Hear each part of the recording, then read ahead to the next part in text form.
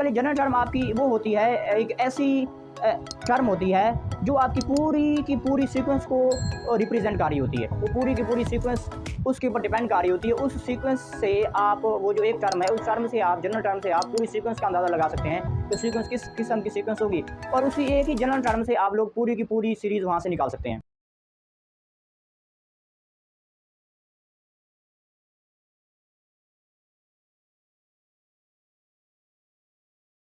जो question number 2 है हमारे पास, क्वेश्चन नंबर 2 में देखें, क्वेश्चन नंबर 2 में हमें फिर दोबारा वही हमें एक सीक्वेंस, जियोमेट्रिक सीक्वेंस दी गई है।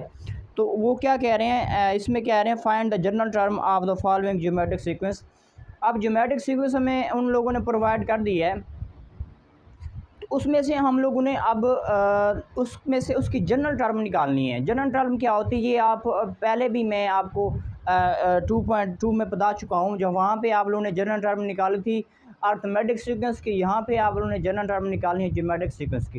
बेसिकली जनरल टर्म आपकी वो होती है, एक ऐसी टर्म होती है जो आपकी पूरी की पूरी सीक्वेंस को रिप्रेजेंट कर रही होती है। वो पूरी की पूरी सीक्वेंस उसके ऊपर डिपेंड कर रही होती है। उस सीक्वेंस से आप वो जो एक टर्म है, उस टर्म से आप जनरल टर्म से आप पूरी सीक्वेंस का अंदाज़ा लगा सकते हैं कि सीक्वेंस किस किस्म की सीक्वेंस होगी, और उसी एक ही जनरल टर्म से आप लोग पूरी की पूरी सीरीज़ वहाँ से निकाल सकते हैं। वो होती है जनरल टर्म। देखिए नेक्स्ट, तो कैसे निकालेंगे हम लोग, और उसके लिए बच्चे फार्मूला मैंने जो आपको पहले बताया था, फार्मूला जो क्वेश्चन नंबर 1 में हम लोग पढ़ चुके हैं, वो मैं दोबारा लिख देता हूँ यहाँ पे। उसके लिए आपके पास जनरल फार्मूला आपको याद होना चाहिए, a of n is equal to A1 R of n-1। आपके पास बच्चे दो चीज़ें होनी चाहिए, आपके पास A1 होना चाहिए और आपके पास R होना चाहिए, तब जाके आप क्या करेंगे, तब जाके आप जनरल टर्म निकाल सकते हैं। A1 से आप पहले ही वाकिफ़ हैं बच्चे, A1 इज़ इक्वल टू मेरे पास है 4 जो पहली टर्म होती है। इसके बाद मैं R निकालूंगा, R हमारे पास वही है जो क्वेश्चन नंबर 1 में हम पढ़ चुके हैं, कॉमन रेशियो है हमारे पास।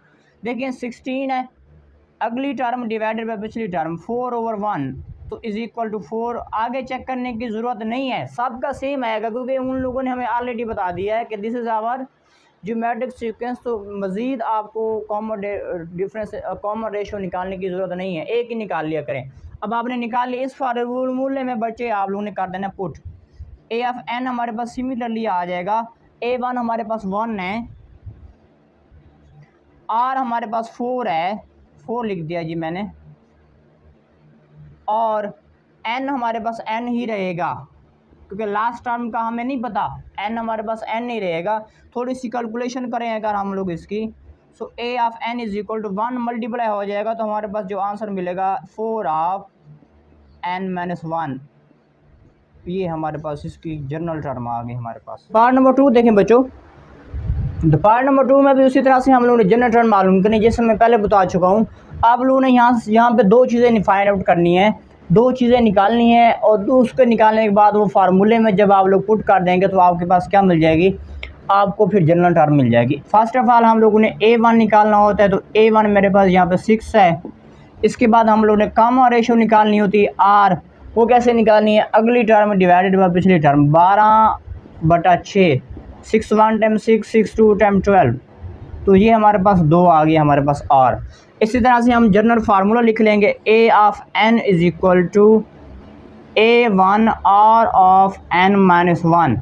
इस फार्मूले में हम लोग वैल्यूज़ पुट कर देंगे। देखिए बच्चों, A of n is equal to A1 हमारे पास कितना है, A1 हमारे पास 6 है, 6 आ गया, R हमारे पास 2 है, 2 वैसे का वैसा आ गया हमारे पास। n-1 बच्चे आप लोगों ने सेम लिख देना होता है।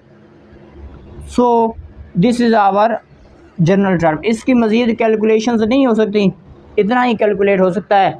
इसी तरह से आपके पास ये आंसर है। नंबर 3 देखें, पार्ट नंबर 3 में भी हम क्या करेंगे, उसी तरह से दो चीज़ें फाइंड आउट करेंगे हम लोग। पहले A1 हम लोग यहाँ से निकाल लेंगे, तो A1 हमारे पास कितना हुआ बच्चों, 15 हुआ, ये हमारे पास A1 हो गया। इसके बाद हम क्या निकालेंगे, इसके बाद हम कॉमन रेशियो निकाल लेते हैं।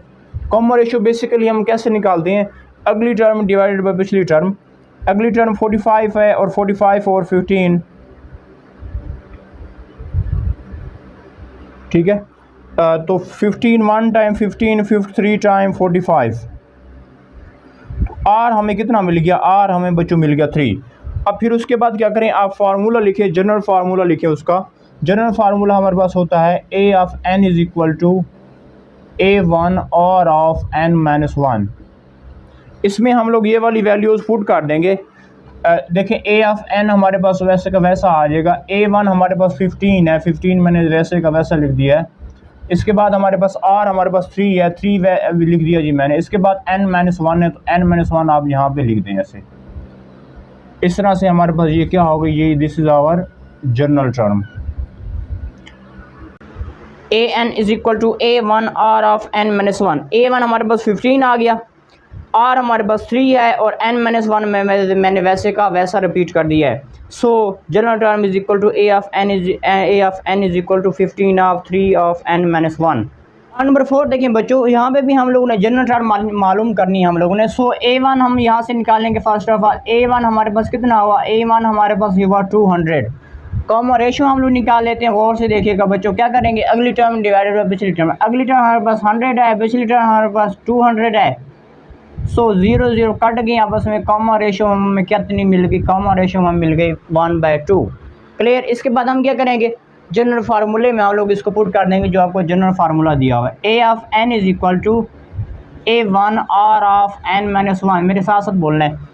तो a of n is equal to किसके बराबर रहेगा, A1 कितना है हमारे पास, A1 हमारे पास 200 है, 200 लिख दिया मैंने। R हमारे पास कितना है, 1/2 है, 1/2 आ गया। और ऊपर पावर हमारी कितनी है यहाँ पे, n-1 आपने वैसे की वैसे लिख दी है, जो this is our general term.